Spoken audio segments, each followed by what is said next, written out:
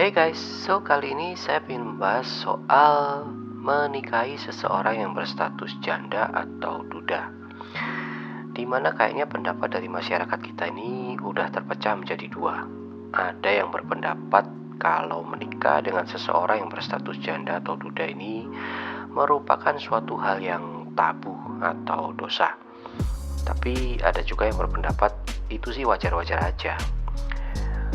Saya kali ini juga ingin membagikan pendapat saya juga. Dan pendapat ini saya simpulkan menurut apa yang saya dapat pelajari dari Alkitab ya.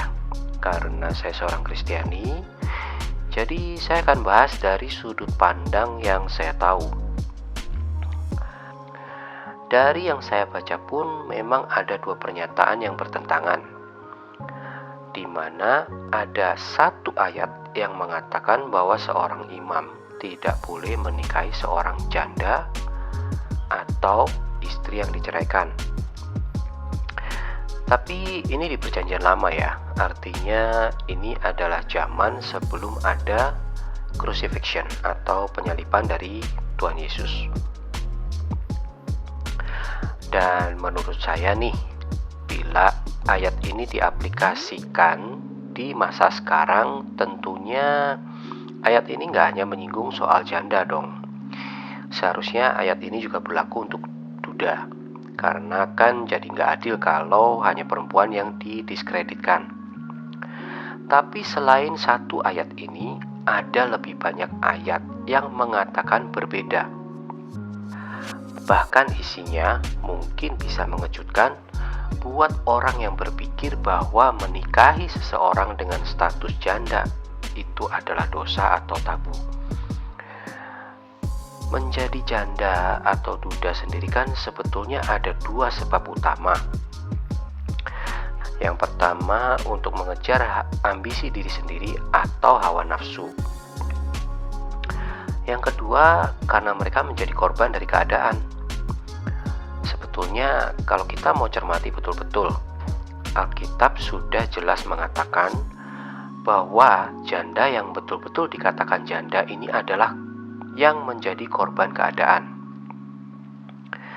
dimana mungkin karena suaminya meninggal, atau ya yang ini menurut pendapat saya ya, karena si suami selingkuh atau si istri menceraikan dia dengan alasan yang lain. Kenapa saya masukkan juga dalam kategori ini? Karena mereka ini kan sama-sama janda atau duda, bukan karena untuk menuruti hawa nafsunya. Dan tentunya sih bisa dilihat dari kehidupan mereka kok. Mereka ini biasanya bakal hidup sederhana dan lebih fokus untuk menghidupi anak-anaknya kalau ada ya, atau menghidupi diri sendiri dengan keluarganya. Mereka lebih fokus untuk menghidupi diri sendiri daripada mengejar pasangan hidup yang baru. Dari ayat-ayat yang saya baca, banyak berkat yang diucapkan Tuhan untuk orang yang punya status janda atau duda. Dan banyak juga berkat diucapkan untuk mereka yang mau dan bisa menerima keadaan mereka apa adanya. Saya agak bingung juga kenapa ada beberapa orang punya pendapat bahwa menikahi janda atau duda katanya malah nggak diberkati oleh Tuhan. Yang bikin lebih bingung kalau yang ngomong seperti ini adalah orang yang menyandang gelar atau status sebagai hamba Tuhan. Nah, ini Alkitab terjemahan mana yang kira-kira dia baca ya? Kalau emang Alkitabnya burem nih, sekarang kan banyak Alkitab online. Atau bahkan banyak dari orang yang awam yang membagikan ayat-ayat Alkitab di medsosnya mereka. Bila memang masyarakat kita udah mendiskreditkan orang-orang yang memiliki status janda atau duda, ngapain juga sih orang yang menjadi hamba Tuhan harus ikut menambah beban hidup mereka? Dan bukannya malah meringankan. Bahkan di kehidupan gereja mula-mula, rasul-rasul atau murid-murid Tuhan ini mengajarkan untuk mensupport kehidupan janda yang ada di bawah garis kemiskinan loh. Namun sepertinya kok jarang saya lihat ya, ada hamba Tuhan yang mau melakukan demikian. Terutama nih kalau udah ada gedung ibadah. Selalu yang ditampilkan dalam pengumuman yang dipasang besar-besar cuma bangun cabang ini, bangun cabang di sini, bangun cabang di sana. Ya mungkin ada ya mereka-mereka yang membantu janda yang ada di bawah garis kemiskinan. Tapi mungkin sayanya aja yang nggak ngerti.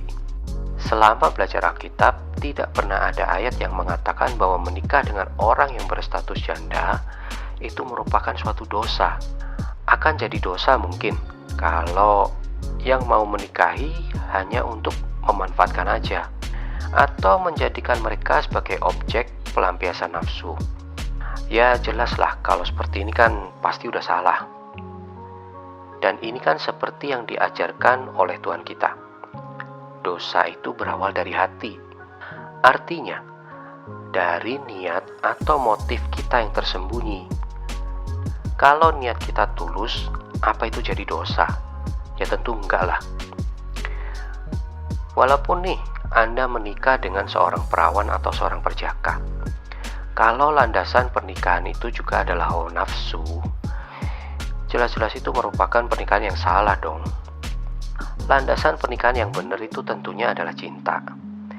Dan mungkin nanti saya akan bahas lebih lanjut di video saya yang selanjutnya. Di dalam Alkitab sendiri pun dikatakan, menikah atau tidak menikah itu bukanlah sebuah dosa. Mungkin ada yang kaget denger ini. Tapi saya nggak akan buka ayatnya di sini ya. Silahkan kalian cari sendiri, baca sendiri di Alkitab. Dan kalau udah ketemu, boleh bantu yang lain, tulisin ayatnya di kolom komentar. Pernikahan kita memang diikat dengan janji yang kita ucapkan di hadapan Tuhan. Tapi seperti yang kita tahu, bahwa pernikahan kita di bumi ini hanya bersifat sementara aja. Sedangkan nanti di kehidupan setelah kematian, nggak akan ada lagi yang namanya pernikahan.